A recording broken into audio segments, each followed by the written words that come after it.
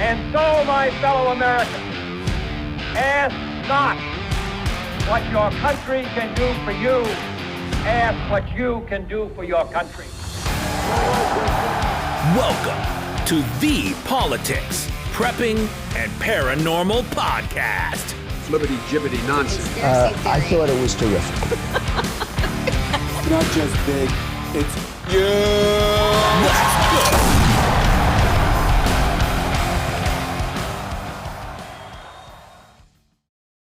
Welcome, and thanks for listening to the Politics, Prepping, and Paranormal Podcast. My name is Jeff Morey, and I am your host. We are only a couple weeks removed from Thanksgiving, and there isn't a better group of people that we should be thankful for than our veterans. The brave men and women that have proudly and honorably served our country and allow us ordinary citizens to live in a free country. This week, I have the pleasure of speaking with Tony Price, the Executive Director of Gold Star Ride, an organization that supports Gold Star families. For those who might not know, that refers to families of those killed in military service. Gold Star Ride delivers support for Gold Star families in person on motorcycles all across the country. But before I welcome Tony to the show, let's do a quick rundown of this week's big news stories. Probably the biggest news story making headlines this week is the acquittal of Daniel Penny, the 26-year-old former Marine who choked out and ultimately killed Jordan Neely on a subway car in New York City in 2023. News of the verdict broke after jurors deliberated for over 20 hours. In a statement released by his attorneys, they said, "We couldn't be more pleased that a jury of Danny's peers acquitted him of any wrongdoing. And now New Yorkers can take some comfort in knowing that we can continue to stand up for one another without sacrificing our rights or our freedoms." Of course, as expected, the verdict drew a very mixed reaction, with many such as Florida Governor Ron DeSantis, Kyle Rittenhouse, and New York Representative Mike Lawler praising the jury's decision, and others such as Al Sharpton and New York Black Lives Matter co-founder Hank Newsom condemning the jury's decision. Newsom even went so far as to encourage black vigilantes to target oppressors after the verdict. Time magazine this week released its annual People of the Year list, naming Elton John the 2024 Icon of the Year, Lisa Su CEO of the Year, Caitlin Clark Athlete of the Year, and Donald Trump Person of the Year. Trump beat out a powerhouse list of nominees, including Kate Middleton, Elon Musk, Israeli Prime Minister Benjamin Netanyahu, and his 2024 opponent Kamala Harris. In celebration, Trump was on hand to ring the opening bell of the New York Stock Exchange on Thursday, alongside his wife Melania, daughters Ivanka and Tiffany, and Vice President-elect J.D. Vance. Caitlin Clark, on the other hand, decided to celebrate the occasion by selling out to the woke mob by saying in the magazine interview, quote, "I want to say I've earned every single thing, but as a white person, there is privilege. A lot of those players in the league that have been really good have been black players. This league has kind of been built in them." Well, I hope you feel good for yourself, Caitlin. You nor anyone else should ever have to apologize to anyone and talk about privilege or anyone being better or entitled to anything. I have officially lost every ounce of respect for you, and I hope your fans respond by turning their back on you. Disgusting. Anyway, in other news, FBI Director Chris Wray announced his intention to resign this week following Trump's nomination of Kash Patel as the new director of the FBI. You may remember Wray as the one who spearheaded repeated attempts to frame and arrest Trump, including the highly publicized raid on his Mar-a-Lago estate and falsely claiming he had been hit by shrapnel when he was shot in the ear during his rally in Butler, Pennsylvania on July 13th. Trump responded by calling Wray's resignation a great day for America, as it will end the weaponization of what has become known as the United States Department of Injustice. A couple other quick news bits before I speak with Tony. In finance news this week, Tesla shares continued to climb, jumping to a record high $415 on Wednesday, topping its prior high of $414.50 set 3 years ago. Of course, everyone expects Tesla to benefit from CEO Elon Musk's relationship with Donald Trump. NASDAQ passed the 20,000 point mark on Wednesday as tech stocks and AI-fueled earnings growth climb, probably also with the bet that there will be a looser regulation under Donald Trump in his next term. Even before Trump takes office, ever since the election results have been determined, we are seeing positive signs of growth for our economy. In the never-ending saga over the bankruptcy trial involving InfoWars company and founder Alex Jones, a U.S. bankruptcy judge on Tuesday stopped parody site The Onion from purchasing InfoWars, ruling that the auction did not result in the best possible bids. Judge Christopher Lopez said neither The Onion or First America United Companies, who is affiliated with Jones, made enough of an offer given the scope of Jones's debts, and told the trustee to work out some of the disputes between the creditors before making a new attempt to sell InfoWars.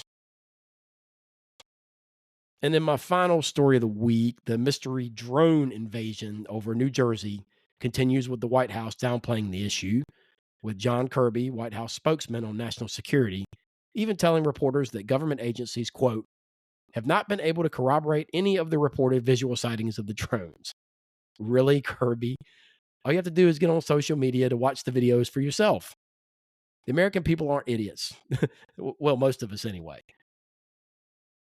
Representative Jeff Van Drew from New Jersey has even claimed that the drones are coming from an Iranian mothership off the eastern coast of the U.S., which has been denied by the Defense Department.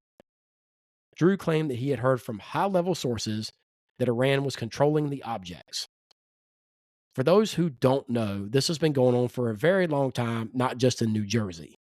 Mystery drones have been spotted flying over military bases in Virginia and other states for a couple of years now, with the federal government always claiming no knowledge of them or their origins.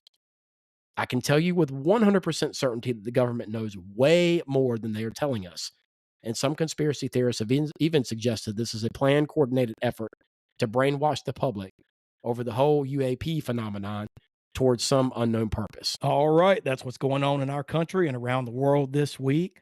At this time, I would like to welcome my guest, Executive Director of Gold Star Ride, Tony Price. Welcome, Tony. Thanks for coming on my show. Hey, how you doing? It's great to be here. I'm good, man. You're a hard guy to get a hold of. I'm glad we could finally sit down and do this. Well, I've been known to do a little bit of traveling. I've heard.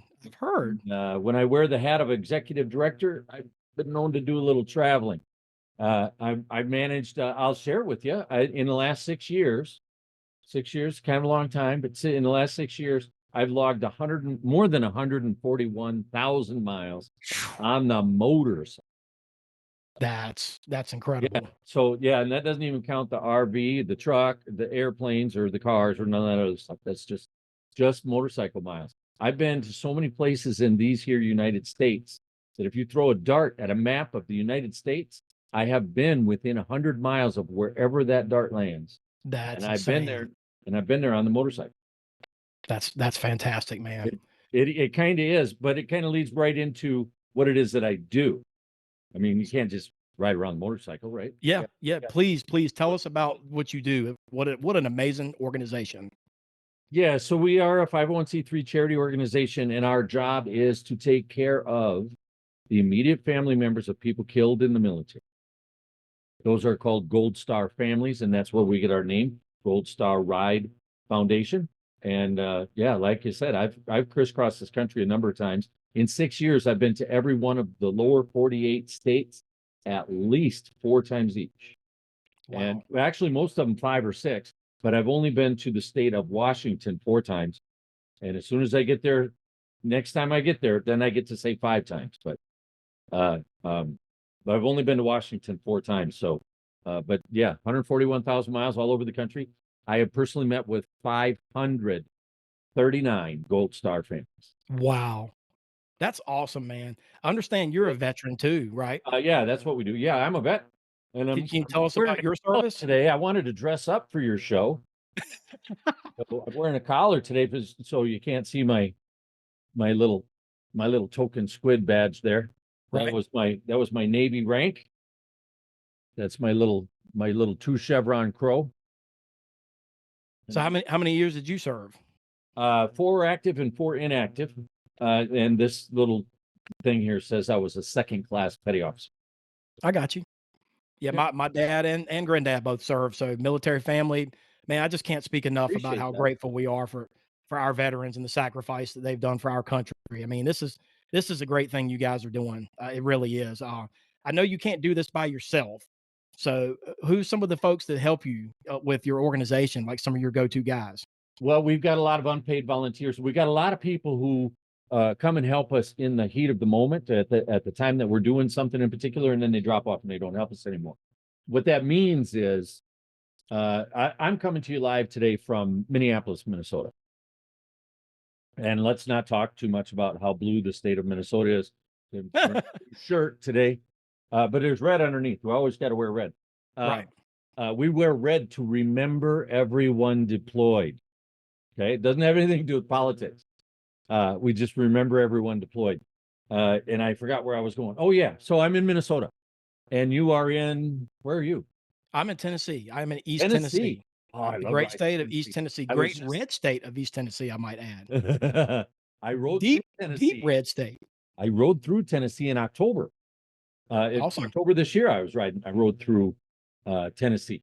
And I because the freeway was out in North Carolina. I'm very familiar. I'm a full-time truck driver.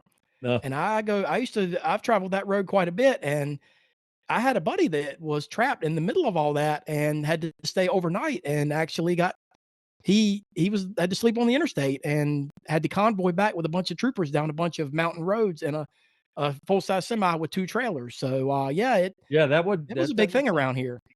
Well, I was going the other direction, so I was eastbound. Lucky. So yeah, I just following the GPS, right? I had GPS plugged into my ears, and it just tells me, because I'm driving a motorcycle, so it's not like I'm studying a map or looking at a map or nothing. I just listen to it, and it says turn in 1,000 feet, and I turn in 1,000 feet. Anyway, part of that whole deal was because I-40 was closed down in North Carolina. The GPS took me through Dollywood. I live about 30 minutes from Pigeon Forge.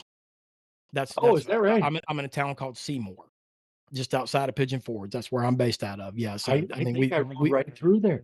we literally just bought season tickets to Dollywood this past weekend. That was part of Christmas gift from Grammy and Grumps. My kids, that's what they call my parents, Grammy and Grumps. I hope you have a nice helicopter to airlift you in. Because traffic in Dollywood is amazing. It is. You got to know when to go. There are certain times that you got to go. You just got to know when you can and can't go. I think I rolled right down the middle of Dollywood at 3:30, 4 o'clock in the afternoon. Yep.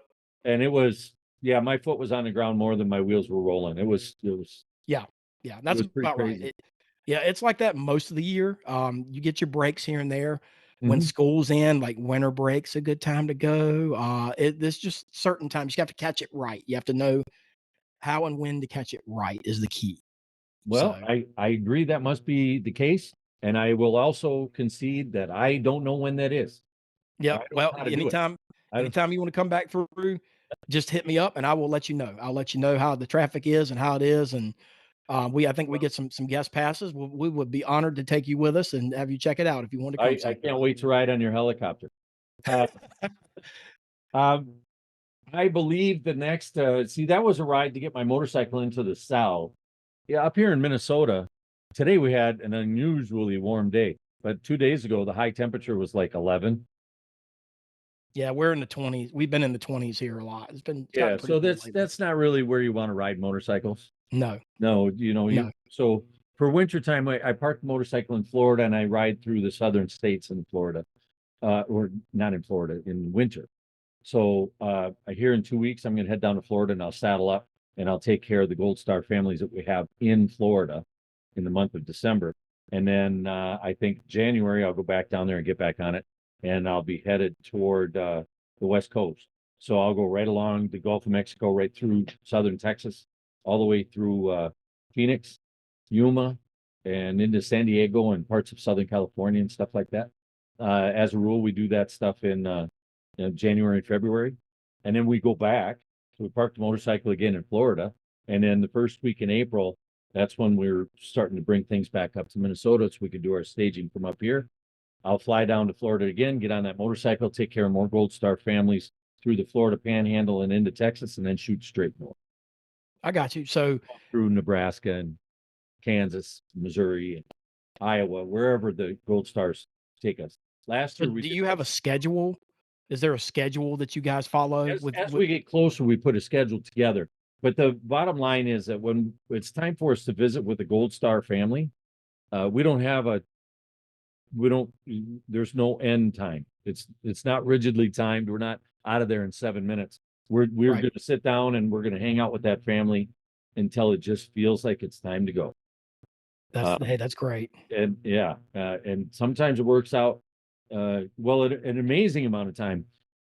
Things work out so incredibly unplanned. Like I remember the last time we went through Texas, we stopped to see a Gold Star family in Austin, outside of Austin, Texas. And I'm hanging out here and we're just chilling and hanging out and doing what we need to do with this Gold Star mom. And she lost her oldest son in the military. Anyway, her husband comes in, brings in a bag of food. So, all right, now we're all eating burgers and fries and stuff. And her 15-year-old son comes in and sits down. And he's eating burgers and fries with us. And we're all just doing this kind of stuff. And I didn't realize she had another son until he sat down and started eating hamburgers with us. Right. Well, then I realized, okay, now we got this is a different player. This is something different because Gold Star moms, almost everybody in the country is aware of Gold Star moms. Okay. They're very popular. They're very loud, outspoken, and they have a handful of groups that help them get the word out. And Right. that's all good. That's all good and great and fine. And we know a little bit of something about Gold Star kids, right? I can't remember his name, Lieutenant Dan. From Forrest Gump. Yeah, the actor that played Lieutenant Dan, what's his name? Oh man. You wouldn't know. Uh, You know what? Google can tell us real quick. yeah, look that one up. I can't believe I'm forgetting his name. But he does a great deal of stuff with Gold Star kids. Does he? Yeah, so Gary Sinise. Gary Sinise. Gary Yes. Sinise has the Gary Sinise Foundation, which is intent on helping veterans and veterans families throughout the country. And one of the things that the Gary Sinise Foundation does is they have something called the Snowflake Weekend. I can't remember exactly what they're calling it, but Gary Sinise Foundation picks up the tab for Gold Star kids. Okay, this is just for kids. And he takes them all to Disney World, puts them up at hotels, gives them all the souvenirs and trinkets, makes them ride till they puke their guts out, gives them all the cotton candy, all the food, everything is just taken care of. He does just a phenomenal thing for Gold That's Star, awesome. primarily for Gold Star kids. And I think he does it once a year. And I know he's done it at least, I bet he's done it at least 8 years, if not 15. I did not know that about him. I did not know that. I've always heard he was a good guy, but I You're did not a not Gold know Star. that. You're not a Gold Star kid, are you? No. Well, that's why you don't know. Yeah. You think something like that would be put more mainstream? Because man, that's the things like this that you guys do. That needs to be talked about. That needs to be shared, and these families need to get that attention. That's exactly why you and I are talking right now. That's right. Yeah. I've realized that what I do is a pretty cool thing, and I realize that what I do is a pretty important thing. Absolutely. But I also realize that out of 20 people that I talk to on a given day, 20 of them don't know anything about Gold Star Ride Foundation or the work that we do, and 18 of them don't know what a Gold Star family is. So I get to introduce them to it.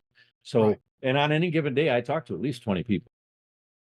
And you know, when I say stuff like that, I'm including the checkout girl at the grocery store, right? And the guy who helps me pick out my shoes at the shoe store, and the gas station attendant, and I'm including everybody in that. Right. But the truth of the matter is that there's far too big a gap between the work that we're doing and the knowledge that everybody has of it. That's why we're talking. Absolutely. That's why. Well, I got a question. I know everybody's special, everybody's important. I mean, absolutely. Sure. In the course of your travels, is there ever a particular family or a story that really, really hit home for you, that really stood out for you? I know every single one's important. I have to say that there's probably about half of them that that fit that description. But there is Right. one story that I do like to tell. And I've done 59 rides. Okay. So allow me to preface this story with a little bit of the genesis of where the Gold Star ride. Sure, absolutely. So I was riding with this group of guys up here in Minnesota that would ride only the weekend after Labor Day. That's the only weekend that they would ride. And they would ride out to see Gold Star families in Minnesota. And they would ride to see 3 families once a year. So in the 14 years since they started doing that, or since I knew that they were doing that, in that 14 years, they've met about 55 families. Okay. Well, after a while, I came to these guys. I started riding with these guys, and that's where my heart fell in love with Gold Star families, was riding with these guys. And I came to the organizers of that ride after the 3rd year, and I said, listen, this ride is pretty awesome. It's really cool, and it's really necessary what we're doing, but you got to figure out a way to get bigger. We need to go nationwide. And he slapped me in the back, and they all burst into laughter, and they said, it'll never happen. It's never going to happen. You're never going to be able to pull off a national. And how many years ago was that? That was 6 years ago. And in October, You tell them now, hold my beer, right? October, just this last October, I finished ride number 59 Wow. in 6 years and 539 families. So in the same time frame that they've met 18 families, I've managed to meet 539. Wow. So I was doing the big ride. I call it the big ride. The first ride that I did, I rode an average of 307 miles a day, 7 days a week for 8 solid weeks. I'm on the bike every day. I made it to 44 states throughout the United States. I met with 64 Gold Star families, and I rode for just shy of 18,000 miles. Incidentally, when I came home from that, I made sure my wife still loved me, and after a month, she let me back in the house. Anyway, when I got back in the house, I wrote this book. It's called Yours Very Sincerely and Respectfully. So this book is about primarily that first journey, but there's a lot of stories in there about Gold Star families and stuff like that. So I'm on this ride, and every night I check into the cheesiest, nastiest, dirt on the floor motels I can find. And they rarely have Wi-Fi, but I find a way to make it work. And I get out my laptop computer, which is always with me when I'm on the road, and I check my email. And I've been on this ride now for about, let's say I've been doing it for 25, 26, 27 days, something like that. It's July and August, the hottest 60-day period of the year. I mean, every day is super hot. Every day, every night, I'm super tired. I didn't eat much on this trip. I mean, there was just every challenge you can imagine. And I check my email, and I get this email from this woman, and she says, you got to come and meet my best friend. She's a Gold Star mom. That's all she said. She didn't say how she became a Gold Star mom or nothing like that. And I looked at the map, and I said, well, I'm coming your way. I'll be there in 3 days. Let's set it up. We'll have lunch in 3 days when I get there. Next night, I checked it. Yep, it's all set up. 2 nights after that, 3 days later, I got there. I met her. We were having lunch together. We meet and hug in the parking lot of this restaurant. And there's a gang of people there. I think there was about 20 people there all together. Interesting thing happened during lunch. Right in the middle of lunch, she just put her fork down, and she was sitting right next to me at the table. She just put her fork down, and she says, I just don't understand why my son would take his own life. And I looked at her and I said, he didn't take his own life. That was a sniper's bullet from 7,000 miles away. And she just burst into tears. Just amazing. Just everybody there, all 20 people there, just burst into tears. And I'm not even really sure how I remembered that particular comment. I didn't write it. I didn't invent that comment. I heard somebody else say it first. But it came to me just exactly when I needed it to come to me. And I said it, and then we went back and we dried our eyes, and we're finishing our meal, and we're doing this, that, and the other thing, and we're doing stuff, and we're hanging out together for about 3 hours. Because like I said before, we don't have a time schedule on it. We don't no clock running. Anyway, we hug our goodbyes. I get back on the motorcycle, and down the road I go. Take care of another family, another 1,000 miles, take care of another family. And a week goes by. I'm 2,500 miles away from that luncheon. And it's 6 or 7 days later. and I check into this flea-bitten hotel, and I go check my email, and I get an email from the best friend. You remember this one was set up by the best friend of the Gold Star mom, not the Gold Star mom herself. Anyway, so the best friend just sent a two-sentence email, and it just says, "Your visit here was the greatest thing could have ever happened," because later that day, she went home and tore up her own suicide note. Wow. Wow. Talk about making a difference. And yeah, so that was a couple years ago. But that woman and I are still friends. I talked to her on Facebook, I think 3 days ago, That's a great 3 story. or 4 days ago. Yeah, I'm a little behind on my social media stuff because all my computers just kind of crashed this week, and all of the it's kind of amazing we're having this conversation because we're on a computer. But yeah, all the computers crashed and they all need to be updated, and it's a bunch of crap that I got to deal with. And as the executive director, executive director is just a very polite way of saying guy who does all the work. Right. Which means I have to do the websites, and I have to build the computers, and I have to make sure that the microphone's working. Hey, is this thing still on? So yeah, that's I get to spend the next week working on computers. Yeah, you don't get a lot of free Hunting time, do you? tomorrow. Gonna go out with my bow and arrow, get a deer tomorrow. There you go. Yeah, we But, talked about that before we started the show. Yeah, that's great, Yeah. man. I hope you get you a good one. I'm hoping for a little token squid therapy. You know what I'm saying? There you go. Token squid. That's my road name. Okay, that was a question I was gonna ask you. How'd you Yeah. get that? I got the road name because I'm the only Navy guy. Remember, didn't I say already that I was a Navy vet? Yep, you did. That shows up at the Marine birthday party. And I go to the Nice. same one every year. I go to the same Marine birthday party every year. And the guy who hosts it decided that since I'm the only Navy guy that shows up at the Marine birthday party, that I must be their token squid. Squid is supposed to be a derogatory name for a Navy vet, Got you. right? So like jarhead or leatherneck are Yep.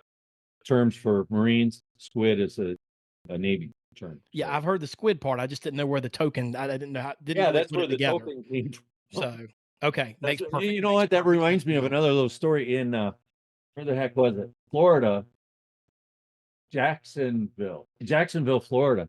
Met a Gold Star mom and 2 Gold Star kids, and I started talking about this before with the younger siblings.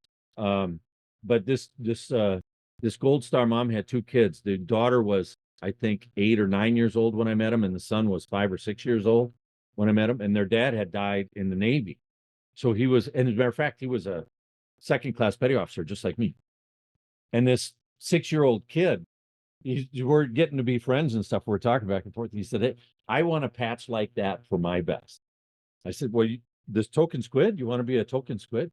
He said, "Yeah, I want to be a token squid." I said, "Well, you can't. There's only one token squid, so you can't be token squid." But I had a custom patch made up for him. It says token squid Roman with the Roman numeral 2 after it. So he's token squid 2. So you're not going to start your own motorcycle club of token squids, is what I'm hearing. Is that what I'm hearing? Yeah, you get up to 6 years old to join. Yeah, the story I started talking about with the one in Austin, Texas. The 15-year-old kid sits down. Now I get to start paying attention to the 15-year-old kid. And we are going to run out of time in 10 minutes. Oh, we're good. Just so you know. We're good. I've only got a couple more Anyway, questions for you, and that's it. So we're good. Yeah, so then the idea is this 15-year-old kid lost the guy who taught him how to throw a baseball. This 15-year-old kid lost the guy that was teaching him how to get through high school algebra. This 15-year-old kid lost the guy that was going to help him get through puberty. That's who he lost. So I got to stop paying attention to mom and dad and start paying attention just to this 15-year-old kid. And the next day, the Gold Star mom, his mom, reached out to me on the phone, and she called me up and she said, "I can't believe that you did that. You paid so much attention to my son. Nobody ever pays any attention to him. And nobody realizes that he lost a guy too. Absolutely. He lost somebody too. So he lost somebody Absolutely. very important. You know, mom lost a son, and nobody can put into words what that pain means. As a matter of fact, we don't even have a word for it in the English language. If you lose your spouse, you're called a widow. If you lose your parents, you're called an orphan. But we don't have a word in the English language for what you are if you lose a child. So it's really, really I bizarre. can't imagine, man. I have 2 kids myself, and that's the worst thing, Yeah. as a parent you could ever possibly dream of. Yeah, it just doesn't get any worse than that. No. Nothing gets worse than that. And like I said, we don't even have a word for it. And I don't know of any other languages that do. Yeah. Anyway, it's goldstarride.org if you want to help us out. That was one of my questions. I saw on your website, folks can donate cars, Sure, motorcycles. So you guys will take basically anything. Then pretty much, how do you turn that Our unwritten rule is we'll take anything with a title. with a title? Okay. Yeah, so we'll take real estate, we'll take buildings, real estate, Right. boats, jet skis. Absolutely. Yeah. Yeah, basically anything with a title. But you guys are nonprofit, so you rely Right. 100% on donor contributions, correct? That is correct. And because we're 501c3, all things donated to us are 100% tax deductible. Tax deductible. Absolutely. Yes. Now, every person's tax strategy is a little bit different, so you got to deal with your own tax professional to make sure that you can and you should take the tax deduction. But if you choose to take it, you can. You're not. Right. That's part of the deal. We can also do stocks and bonds. Really? This is one of the cooler things that we can do. We're just kind of getting into this on the cusp of it. We've known about it for about 5 years, but so let's say hypothetically speaking, you inherited because your grandfather was smart enough to buy stock in McDonald's in 1960 when it cost $1 a share. And today it's split 7 times and it's worth $700 a share, which would make it, whatever. So it's this huge amount of money and you inherited it. And you know that as soon as you sell it, you got to pay a crap load of taxes. So guess what? You can donate it to us and you get the full value as a tax deduction. We get it with no tax consequences at all. And we get the full face value of it. I can't think of a better cause. Absolutely. Yeah. So it really kind of simplifies that whole, how am I going to pay the taxes on what I inherited kind of a thing. Right. Yeah. Right. All right. Couple more questions. I know we're getting short on time here. Fire away. All right. I know we just came out of what could be possibly the biggest, most important election of our lifetime. You know what? I know you're nonprofit. After every single election. Yep. I know you're nonprofit. And that being said, you may not feel inclined or comfortable answering this question. If so, I completely understand. But regardless of what anyone says, our politicians play a very substantial role in the care and treatment of our veterans and active duty service members. How do you feel about Trump? And you think the regime change in Washington is going to be a good thing for our vets? And you don't have to answer that. You know what? Here's an opinion. Just an opinion. Okay? Hey, this is an opinion podcast. Yeah, here's an look at the episode I just dropped. My gut feeling is, well, first of all, the guy who's on his way out did one of the most boneheaded things possible for the military when he pulled out of Afghanistan, yep. And it was one of the most ridiculous things in history. That being said, that says pretty much all you need to know about what he's capable of and where his mindset will take the military. And we don't even have to get into the Ukraine and how messed up things are over there and whatever. Yeah, we don't have enough time for that. And a lot of people like to say, I hear a lot of people tell me their opinion of Trump is in a not a good way. They don't think that Trump is very good for the military. However, I think because they said he had an Achilles heel that kept him out of being drafted in Vietnam. I think it was something like that. He had a doctor that said he had a bad foot or whatever it was. I don't remember the specifics of it. However, Trump did 4 years of military high school. And I think that probably left a nice mark on his mind and I think he did a fairly decent job the last time he was in with just regards to how he led the military. Right. And I have no reason to think that he's going to screw things up this time around. I agree. I agree 100%. All right, Tony, last question, man. I know you got to go. So we've heard all about Gold Star Ride and a little about you. Did I mention the website, goldstarride.org, where people can go and make a donation? Absolutely. Buy this book, yours very sincerely, Please. respectfully, or you can do everything we one can of these to promote hats it. for $20, or you can get one of these patches. I'm just going to hold the patch up. Nice. I don't know if we can say words like that out loud on your podcast or not. Anyway, the military. There's a parental explicit tab that I can hit. It's no big deal. Anyway, So we try to keep it G-rated, but the audience that you have is going to love that patch. Yep. And I wear one. I wear mine proudly right here underneath my token squid patch. Love it. Anyway, what's the future hold, man? What's the future hold for the organization? Are there any goals you want to achieve now and in the future? What do you see? There's an awful lot of things that we want to try to achieve. We're going to try to get into a larger fundraising thing, because the bottom line is we have to say no to an awful lot of families because they ask for stuff that we just can't afford to give them. All our taxes, all our financials are public record. And the bottom line is, even though we give away almost 85% of what comes in goes back out to Gold Star families, that's a pretty huge number. But even though we're running with numbers like that, we just don't have enough coming in to say yes to all of the families that are out there. So in 2025, we are going to try to do some new things.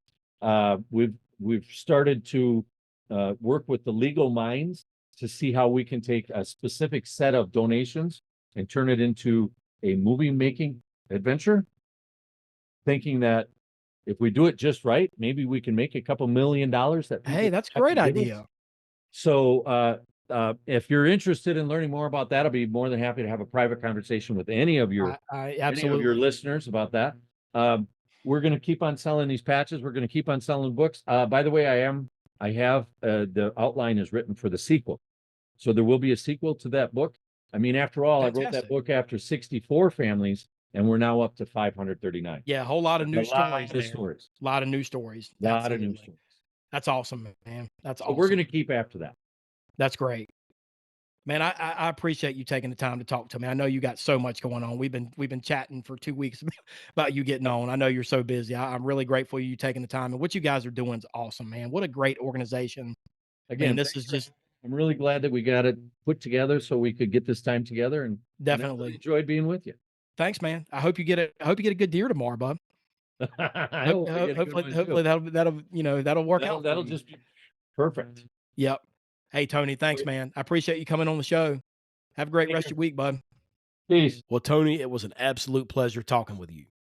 What you and Gold Star are doing here is so special, and we are so appreciative for the people that help support our veterans, especially when, unfortunately, so frequently, they don't get the support they need from our government. I want to put out a call to all my listeners. Please help support Gold Star Ride. I'm sure any and all donations will be put to good use and greatly appreciated. So often I feel like when you donate to a charity or a nonprofit organization like this, that it's hard to see and know where your money goes. But this is one where you can feel good about helping out and knowing that your hard-earned money is being put to good use. So please donate and help support Tony and Gold Star Ride.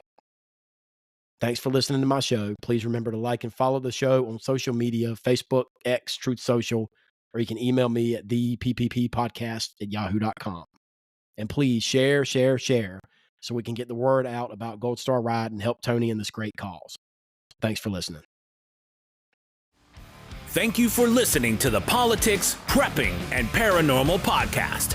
Your source for real news and analysis on politics, prepping, paranormal, conspiracy theories, and the volatile state of the world we live in. Tune in next week and every week for a new episode, and stay safe, stay healthy, and stay vigilant.